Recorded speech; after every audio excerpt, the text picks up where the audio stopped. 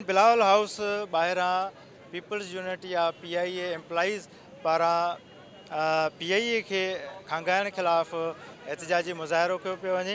अचो त हिन एहतजाज में शरीक अॻवाननि ऐं PIA जे मुलाज़िमनि सां ॻाल्हि ॿोल कयूं त हुननि जो वधीक छा चवणु आहे। जिस रूट पे बाकी तमाम एयरलाइन जो इस मुल्क में मौजूद है नहीं चल रही, सिर्फ PA चल रही है। ये डिफेंस सेकंड डिफेंस लाइन है आपका।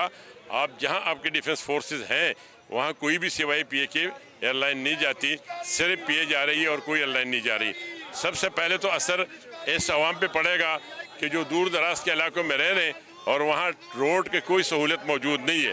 जैसे आप स्कर्दू को देख लें, गिलगित को देख लें, चित्राल को देख लें, इस साइड पे पसनी गवादर को देख लें, ये वाहिद एयरलाइन है कि सब कुछ ये बर्दाश्त कर रही है। तो ये दूसरे मुल्क पे नंबर 1 तो असर पड़ेगा। नंबर 2, कभी भी इस मुल्क पे अगर बुरा वक्त आया, कहीं भी पैसेंजर फंस गए तो उसके लिए हमेशा PA गई, कोई दूसरी एयरलाइन नहीं गई। तीसरा, अगर जंग का वक्त आया तो कहीं भी ज़रूरत पड़ी तो PA ने साथ दिया, किसी ने नहीं दिया। अगर टोटल 6,500 मुलाजमीन है PIA के, कप्तानों के साथ, सबके साथ। नई सर खसारे में कहा है, पिछले साल हमने 26 अरब रुपए मुनाफा कमाया है। सिर्फ हमारा लोन जो है ना, उन्होंने हुडको को उसका इंटरेस्ट जो कन्वर्ट किया है उसकी वजह से। इस वक्त 30 तैयारों में से 13-14 चल रहे हैं। 13 पे हमने 26 अरब रुपए कमाए पिछले साल। अभी भी 6 महीने का जो रिजल्ट है वो 11 अरब रुपए है। तैयारे बढ़ जाएंगे, जहाज ना लेके देना या मतलब है कि ना चलाना, ये गवर्नमेंट और हायर मैनेजमेंट की रिस्पॉन्सिबिलिटी है। ये जो बार बार कहा जा रहा है कि स्टाफ ज़्यादा है, तो ये बहुत गलत प्रोपेगेंडा है। कोई स्टाफ ज़्यादा नहीं है। अगर आप जहाज़ आप 25 पे ले जाएंगे तो पर हेड मेरे ख्याल में 200 बंदा आपको नहीं मिलेगा। 1 साल पहले भी ये लचकारी हो रही थी, आपको याद होगा। जो 10 अरब रुपए की बिड लगाई गई थी, आज भी उसी 10 अरब पे 10 अरब की बिड दे रहा था और वो प्लाट दे रहा था कि मैं अपने टाउन में आपको प्लाट दे दूंगा। आज भी वही हालत है, पैसे कोई भी नहीं दे रहे, पैसे कोई भी नहीं दे रहे। आज भी गवर्नमेंट के आखिरी ऑफर ये है कि आप तीनों मिल के ले लें और आप हमें सिर्फ अगर 100 अरब में आप ख़रीद रहे हैं तो 7 अरब रुपए हमें दे दें। इंशाल्लाह ताला यही कंटिन्यू रखेंगे और उम्मीद है कि जीत मजदूर की होगी। दूसरा ये है कि अगर यहाँ की अदालत हमारी नहीं सुनेंगे तो चूँकि हमारे पास इंटरनेशनल लेवल पर एक जो तंजीम है जिसके 700 यूनियन है, ITF इंटरनेशनल फेडरेशन, उसका मैं पीपल यूनिटी मेंबर है, तो हम कोशिश करें कि वहाँ से भी इंशाअल्लाह ताला, जैसे उन्होंने अभी प्राइम मिनिस्टर को एक लेटर भी लिखा था, आज भी उनको मेल की हुई कि भाई जब तक आप मजदूरों को इत्मीनान में नहीं लेंगे तो आप प्राइवेटाइजेशन नहीं कर सकते। हम लोग इसलिए एहतजाज कर रहे हैं कि PIA को ये लोग सेल आउट कर रहे हैं, उसकी निजकारी कर रहे हैं, जो कि मुलाजमीन की रोज़गार का जो है वो ख़ात्मा है। और हम लोग नहीं चाहते कि हम मुलाजमीन के रोज़गार का ख़ात्मा किया जाए। सारे मुलाजमीन पे असर पड़ेगा, हर बेस पे असर पड़ेगा, जितने PIA के मुलाजमीन हैं सब पे असर। मुतालबा करेंगे कि निजकारी को वापस लिया जाए। निजकारी इदारों को सही करना नहीं, मतलब निजकारी से हमारे इदारे ख़राब हो जाएंगे और उनको रोज़गार ख़त्म हो जाएगा। निजकारी इसका हल नहीं है। आपके जो यहाँ पे मसाइल हैं, उन मसाइल का ख़ात्मा किया जाए, करप्शन ख़त्म की जाए। निजकारी इसका हल नहीं है, इसकी इस्लाह की जाए। ये असांजी माँ आहे, असीं पंहिंजी मां खे विकिणणु कोन छॾींदासीं।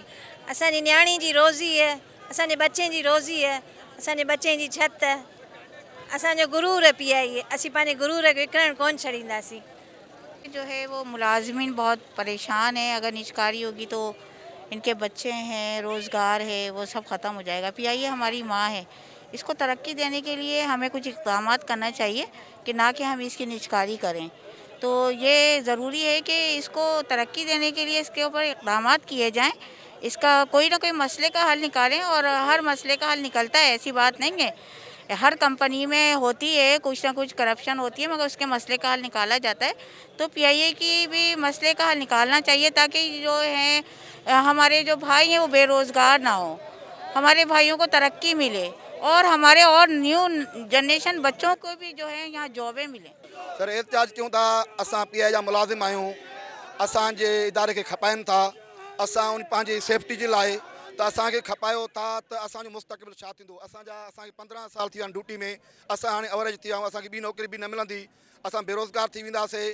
चलो खपायो था त असांखे छा ॾींदा? असांजो पोयों बैकग्राउंड छा आहे? असांखे हलाईंदा 15-30 साल जेतिरो असां रिटायरमेंट आहे ओतिरो पूरो कंदा या अग्नि फारिग कंदा? छा असांखे कुझु कोई बेनिफिट ॾींदा? ईअं न त जीअं हबीब बैंक या जेको ॿिया इदारा खानगा अथऊं उन्हनि कुझु बि नथो सखणी थी, उन्हनि खे वापसि करे छॾियऊं। असांखे चऊं था त असांखे खपायो न, असां कम वारा आहियूं, असां कमु था कयूं।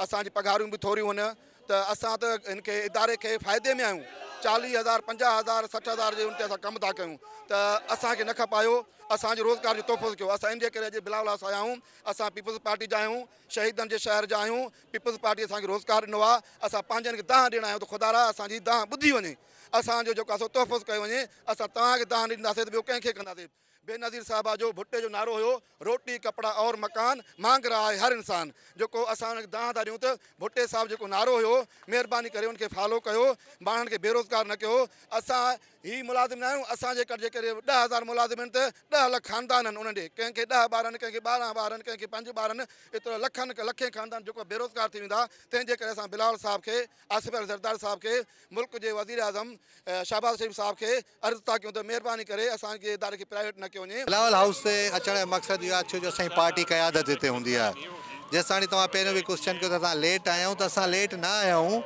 असां बिल्कुलु टाइम ते आया आहियूं उनजो मक़सदु इहो आहे त पीपल्स पार्टी असां सां गॾु आहे असांजी 3 प्रेस कॉन्फ्रेंस में चौधरी मंज़ूर जेको CEC जो मेंबर आहे ऐं पीपल्स लेबर ब्यूरो पूरे पाकिस्तान जो चीफ आहे इट मीन्स कि उहो असांजी पार्टी जो नुमाइंदो आहे उन वाज़े हर जाइ ते चयो आहे त पार्टी प्राइवेटाइज़ेशन जे ख़िलाफ़ु आहे हे जेका PI आहे इहा पार्लियामेंटी एक्ट के तहत ठही आहे कैबिनेट जे करे न ठही आहे पार्लियामेंटी एक्ट ते ठही आहे इनखे प्राइवेट करण लाइ तव्हांखे पार्लियामेंट जी अप्रूवल खपे ऐं हे अञा पार्लियामेंट में कोन विया आहिनि हिते अचण जो मक़सदु इहो आहे त पार्लियामेंट में इनशाला पीपल्स पार्टी इनखे ज़रूरु रिजेक्ट कराईंदी सदर आसिफ अली ज़रदारी साहिब जन सां मुलाक़ात त कोन थी आहे पर हो जिथे बि असांखे एयरपोर्ट ते मिलिया आहिनि उन्हनि वाज़े चयो आहे त PIA खे मां कॾहिं कोन विकिणणु ॾींदुमि PIA खे मां जहाज़ बि ॾींदुमि माण्हू त चवनि था भर्तियूं थियूं आहिनि हो त चए त मां मज़ीद भर्तियूं बि कराईंदुमि तव्हांखे आसमा शिराज़ी जो इंटरव्यू बि यादि हूंदो ऐं हिकु दफ़ो असां बि एयरपोर्ट ते बीसासीं त मर्द आसिफ अली ज़रदारी साहिब जन वाज़े चयो